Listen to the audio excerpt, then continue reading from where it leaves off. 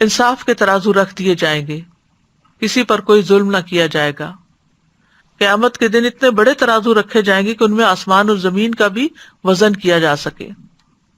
ہر چھوٹی بڑی بات کا وزن کیا جائے گا، بندوں کو بھی تولا جائے گا. اللہ کے نیک بندوں کا وزن کہیں زیادہ ہوگا. ابن مسعود سے روایت ہے کہ ایک مرتبہ وہ پیلو کی مسواک چن رہے تھے، ان کی پنڈلیاں پتلی تھی، جب ہوا چلتی تو وہ لڑکھڑانے لگتے. لوگ یہ دیکھ کر ہنسنے لگے. تو آپ نے پوچھا تم کیوں ہنس رہے ہو؟ لوگوں نے کہا اللہ کے نبی ان کی پتلی پتلی پنڈلیاں دیکھ کر. آپ نے فرمایا اس ذات کی قسم جس کے ہاتھ میں میری جان ہے، یہ دونوں پنڈلیاں میزان میں احد پہاڑ سے بھی زیادہ بھاری ہیں. دنیا میں تو ہمیں وزن زیادہ ہونے کی پریشانی ہو جاتی ہے، لیکن وہاں وہ خوش قسمت ہوگا جس کا وزن نیکیوں کی وجہ سے، اچھے اعمال کی وجہ سے زیادہ ہوگا.